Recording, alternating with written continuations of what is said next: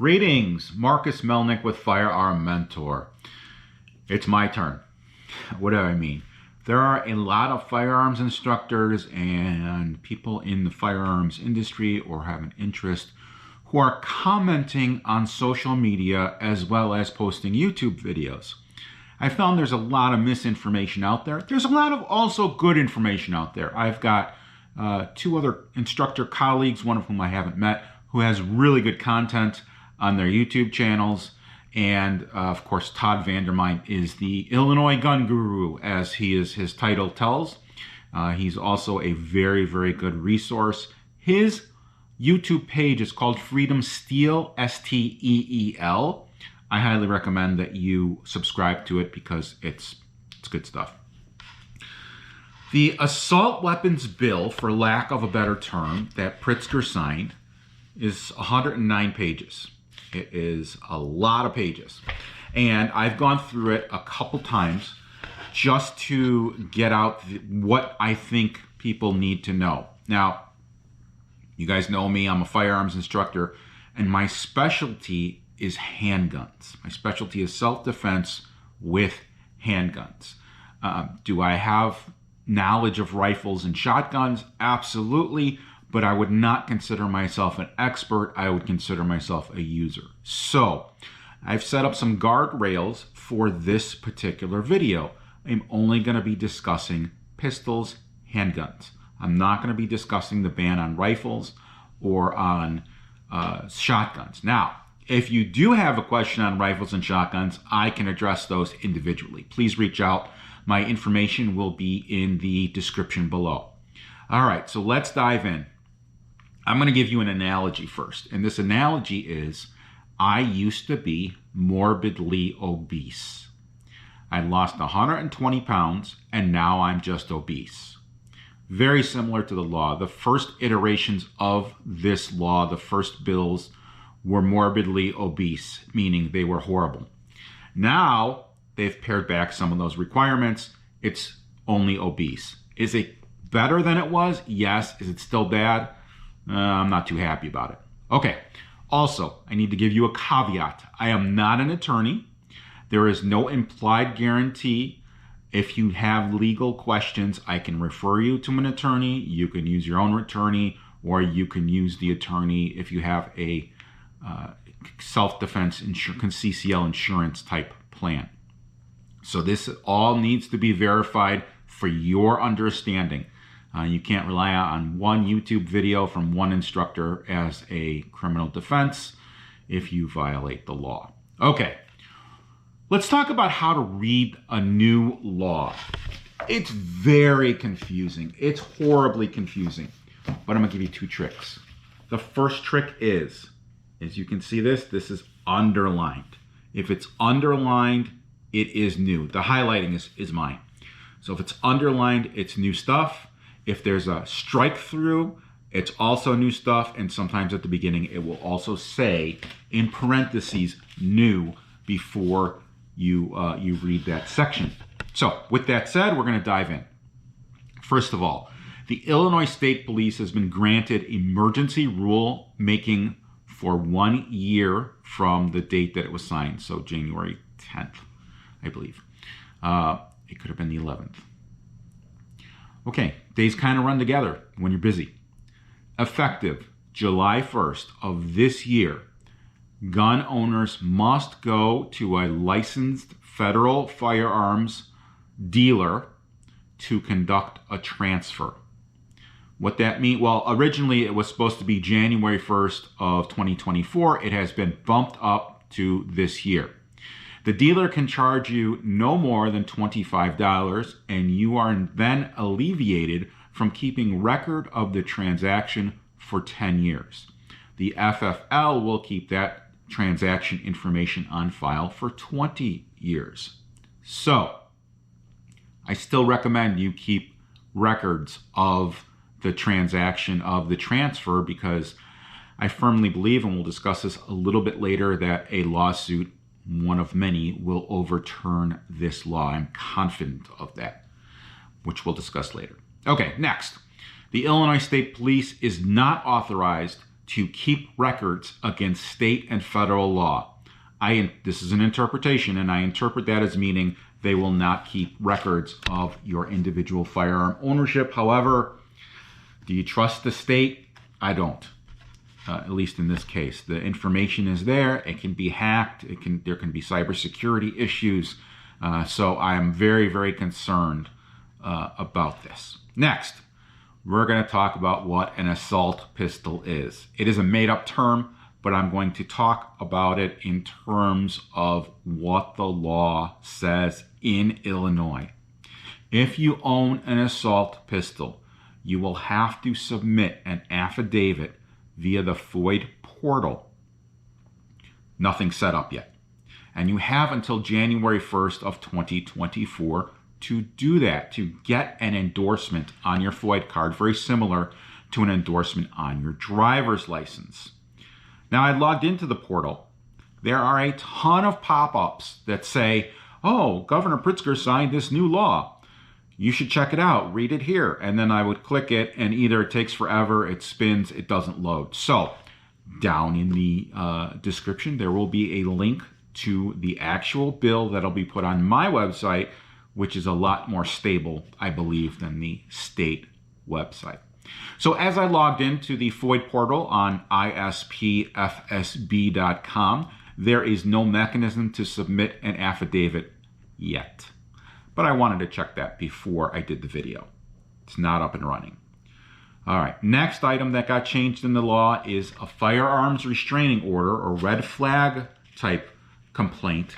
Used to be good for up to 6 months. Now, with the new law, it is good for 1 year and can be renewed for a second year in the court system. All right, so let's talk about what the assault pistol is. A person may not manufacture, possess, sell, or offer anything that will increase the rate of fire for a semi-automatic pistol. What that means is if you have a forced reset, a binary trigger, you've done a trigger job, you have a drop-in trigger that's a little bit smoother. For a semi-automatic pistol, you cannot have that unless you file this affidavit. Interestingly enough, if you have a trigger job on a revolver, it's not mentioned in the law, meaning it's allowed, which is a good thing. All right, so let's talk about what the definition is. It is a pistol with the capacity to accept a detachable magazine, so basically all modern semi-automatic pistols, with any one of the following items: threaded barrel, second pistol grip, a barrel shroud around so that your secondary hand or your support hand does not get burned. That's like an AK pistol or an AR pistol. That's what they're talking about. A slide is exempt. I mean, it's not part of this. But if there's a guard that has your hand prevents it from getting burned, you're good. That's an assault weapon. Also, if there's a magazine outside of the pistol grip, meaning a CZ Scorpion, an HK MP5, UMP, anything like that, it is considered an assault weapon. If there's a buffer tube or anything that allows you to shoulder the weapon, it is an assault weapon. And also, if it has a fixed magazine of 15 rounds or more, it is an assault weapon. I know of no weapons that have a fixed magazine that are a pistol of 15 rounds or more. I don't know where they got that from. All right. So what is actually banned? Well, there's a link to the actual law. You can go through it to see if you own any of these. But on a high level, you're talking about ARs, AKs, Calicos, Uzis, Thompsons, Macs, and a bunch of other firearms. You are grandfathered in as long as you submit this affidavit. I keep repeating that. That's what we will have to do. In 90 days from the law's signature, that would be April 10th, 2023, the only places we can possess large magazines, meaning for pistols over 15 rounds, is on private property, on property not open to the public. So a private range would be okay. A public range gun store would not be okay, not public areas. If you have to bring that device to an FFL or to a gunsmith for repair, that's okay. And in transit to and from, that is also okay. So my guess is if you get stopped by the police and it's revealed that you have this, I will call them standard capacity, but the other side calls them large capacity magazine, they will be looking for your FOID card for the endorsement on your FOID card. Okay, so you have this gun and you want to transfer it. Well, you can only transfer it in a very limited fashion. You can transfer it to an heir. I believe that means, and this is an opinion, after you have passed away, which is a horrible thing to say, but let's talk about it. If someone is receiving it in another state and is going to maintain it in another state, you can also transfer it to a federal firearms licensee. If someone receives this gun or this device or magazine or assault pistol in Illinois, they are an heir to it. They have 10 days to notify the state police and submit their affidavit that they own this.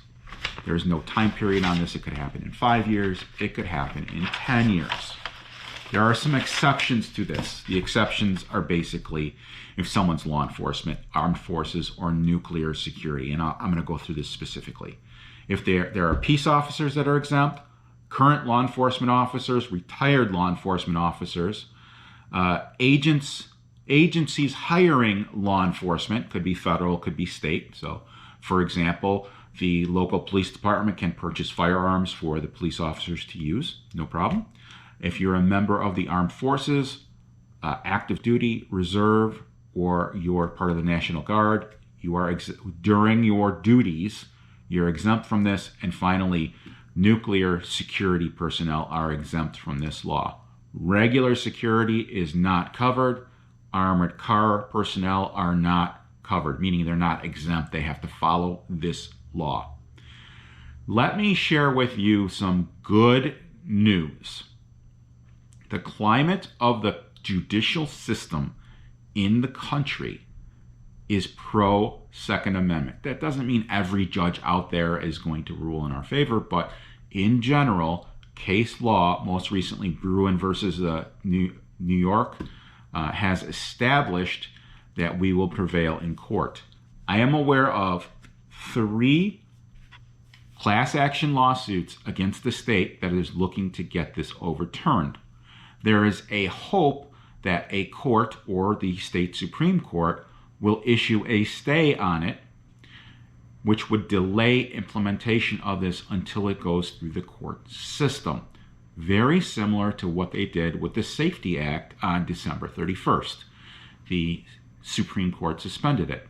I did hear another instructor say very calmly, look, it's the state legislature's job to pass laws.